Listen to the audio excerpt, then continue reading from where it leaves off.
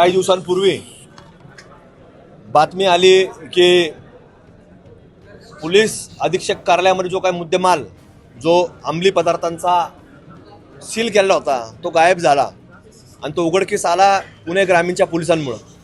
आणि तो उघडकीस आल्यानंतर त्याचे धागेदोरे हे अगदी पोलीस अधीक्षक कार्यालयापर्यंत आले, पण त्याचं फार गांभीर्य हे प्रशासनाने घेतलं दिसत नाही। लगेचच आपल्याला तोफखाना हद्दीमध्ये देखील आपल्याला कोवढं MD ड्रग्ज पकडलेलं पाहायला मिळालं, काही इंजेक्शन पाहायला मिळाले। निवडणुकीच्या काळामध्ये देखील जवळपास अंदाजे 6 ते 7 युवक हे MD ड्रग्ज घेतल्याचं सेवन केल्यानंतर त्यांना खाजगी रुग्णालयामध्ये ॲडमिट केलं, ते वाचले, बचावले। म्हणजे त्यावेळेस डॉक्टरांनी सांगितलं की ते अत्यंत सिरियस आहेत, गंभीर त्यांची परिस्थिती आहे, पण त्याचीसुद्धा अजूनपर्यंत अद्यापपर्यंत ही पोलिसांना माहिती नाही। म्हणजे किती शोकांतिक आहे की हे जर असं घडत असेल, यांना माहिती मिळत नसेल, म्हणजे पोलीस किती अलर्ट मोडवर आहेत हे आपल्याला पाहायला मिळतं, याच्यातनं अनुभवायला देखील मिळतं।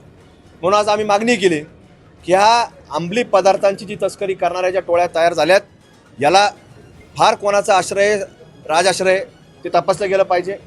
याला कुठं पोलीस प्रशासन पाठीशी घालतं का, एक फार मोठी शंका, हा प्रश्नचिन्ह हा नागरिकांच्या मनामध्ये निर्माण झालेला आहे। म्हणून याच्यावरती पोलिसांनी बारकाईने लक्ष देणं गरजेचं आहे। आणि प्रामुख्यानं ज्या जिम आहेत, ह्या जिममध्ये ट्रेनर जे आहेत हे एकाच जमातीचे असतील असं कसं होऊ शकतं? आणि ते इथं नाही, एका जिममध्ये नाही, तर सगळ्या जिममध्ये तुम्हाला सांगतो 90% तेच लोक, असं कसं होऊ शकतं? आणि मग त्याच्यातनं कुठंतरी जिम जिहाद, ड्रग्ज जिहाद, लँड जिहाद, लव जिहाद हा जो पाहायला मिळतो, याच्यात नवीन नवीन जिहाद आता आम्हाला पाहायला मिळाला। पूर्वी फक्त आम्हाला लव जिहाद ऐकायला मिळायचं, नंतर ज्यावेळेला मंदिरांवरती अतिक्रमण सुरू झालं तो लँड जिहाद निर्माण झाला। हळूहळू आपण पाहतो निवडणुका आल्या, वोट जिहाद सुरू झाला। आता आम्ही जिम जिहाद आणि ड्रग्ज जिहाद देखील आता आम्हाला ऐकायला मिळतो। आणि आमच्या समोर असणाऱ्या काही लोकांच्या बाबतीमध्ये आम्ही पाहिल्यानंतर आम्हाला ते पाहण्यासुद्धा मिळालं, हे दुर्दैव आहे। म्हणून कुठंतरी पोलिसांनी याच्यावरती कारवाई केली पाहिजे, ही मागणी आज आम्ही लेखी स्वरूपामध्ये आम्ही केलेली आहे।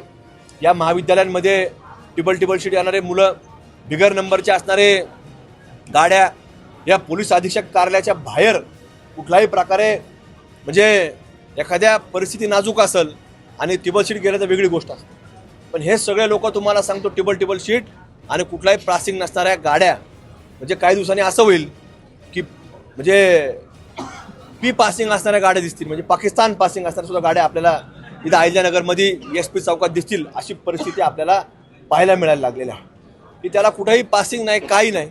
म्हणजे ते पोलीस अधीक्षक कार्यालयाच्या चौकामध्ये अशा प्रकार करतात, म्हणजे ते पोलिसांना आव्हान आहे, हे सुद्धा पोलिसांना समजत नाही।